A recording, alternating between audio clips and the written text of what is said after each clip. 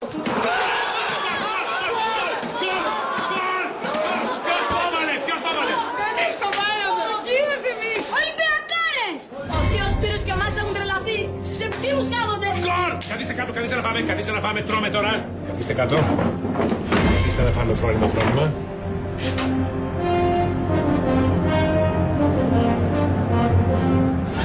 Ποιος το βάλε τώρα?